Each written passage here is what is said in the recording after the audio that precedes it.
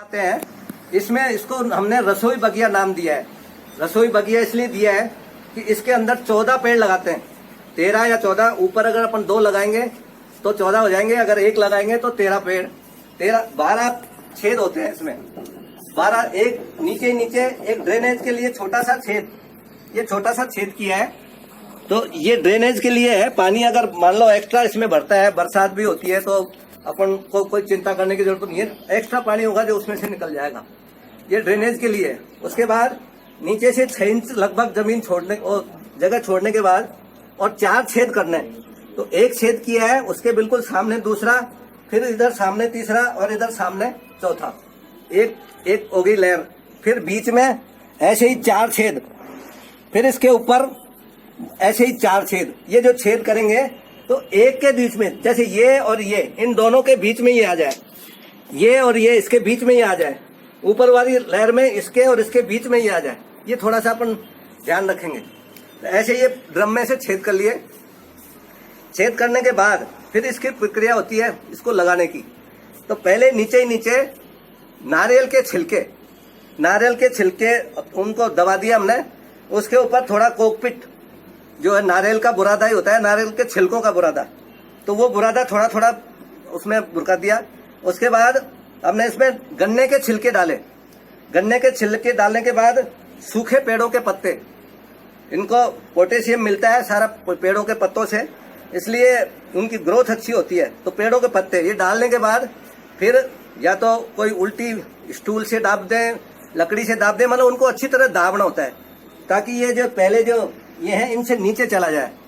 मतलब इनसे ऊपर आ जाएगा तो फिर वो दिक्कत आएगी पेड़ लगाने में, उनसे नीचे चला जाए। उसके बाद थोड़ा खाद डालेंगे। खाद डालने के बाद मिट्टी डालेंगे। इस तरह से एक लेयर अपनी बन गई। जैसे मिट्टी डाली और हमने एक पेड़ लेकर के नीचे अपन बेलों की लगाए। 2 मरुए लगाए ना, वो ज्यादा अच्छा है। उसका कारण ये है कि इसमें हमने अगर मान लो ज्यादा खुशबू वाले पेड़ लगा दिए तो कई जानवर आ जाते हैं, कीड़े जो भी आ जाते हैं, सांप वगैरह। तो वो 2 अगर हमने मरवे लगा दिए तो इसमें फिर मच्छर भी नहीं आते और वो कीड़े भी नहीं आते, ऊपर चढ़ेंगे नहीं फिर वो, इसलिए वो लगा दिया हमने। ऐसे ही अपन ने 2 लगा दी बेल, एक इधर मोगरे की लगा दी, इधर वो लगा दी। कोई भी बेल लगा सकते हैं ताकि इनको ऊपर चढ़ने में कोई दिक्कत नहीं आए। फिर यह दूसरी लेयर में हम लगाएंगे, इसमें फूलों के कोई भी लगा दे अपन।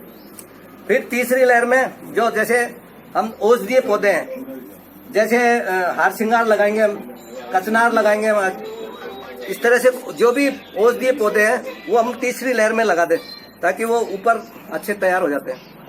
ये थोड़ी सी ये अनुभव के आधार पे धीरे धीरे हमारा डेवलपमेंट हुआ है कि इस तरह से लगाएंगे तो ठीक रहेगा। ऊपर ही ऊपर जो हम लगाएंगे 13वां पौधा वो फलदार लगा सकते हैं हमारी रुचि के अनुसार। अमरूद लगा दें, हम नींबू लगा दें, या तो क्राफ्टेड लगाएंगे तो क्या जल्दी आ जाते हैं। इसमें ये ड्रम इसकी वो है, जमीन में लगाते हैं ना तो फिर कोई सा भी लगा दो आप।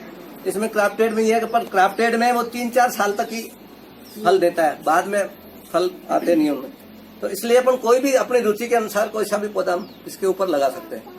ये इसकी वो। फिर इसमें शुरू में हमको 2-4 दिन तो हमको कुछ नहीं डालना, फिर 2-3 दिन केवल पानी डालना है।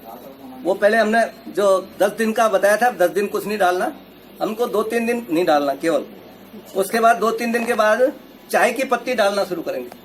चाय की पत्ती डालेंगे तो चाय की पत्ती में अदरक नहीं हो और उसमें मीठा अपन डालते हैं, या तो मीठा बाद में डालें या उसको हम धो लें और उसमें से अदरक छांट लें और फिर इसके अंदर डालें। ऐसे हम 15 दिन तक चाय की पत्ती डालते रहेंगे और कुछ भी नहीं डालेंगे।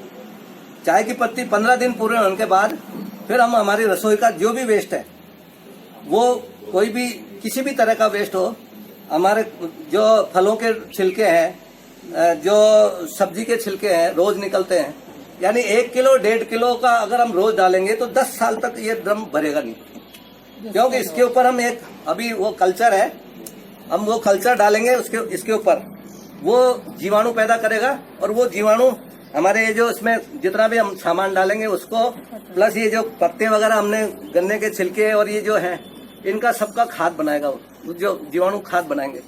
इस तरह से ये फिर मैंने जो घर पे लगाया है, आज अभी तो पूरी गर्मी के अंदर भी बहुत अच्छा हमने पानी दिया और वो तैयार कर लिया।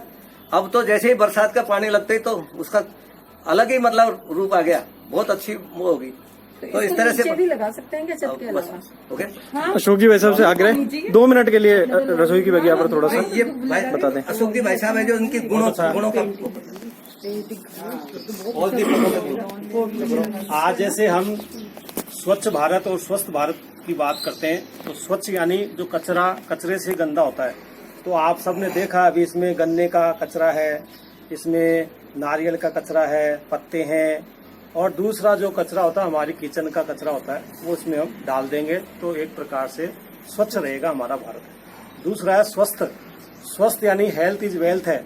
बिना स्वास्थ्य के हम कोई भी किसी प्रकार का धन का आनंद नहीं ले सकते, हमारे वैभव का आनंद नहीं ले सकते, संसाधनों का आनंद नहीं ले सकते, और भारत भूमि पे जितने हमारे आपके ज्योग्राफिकल भौगोलिक जो स्थान है उनका भी आनंद नहीं ले सकते।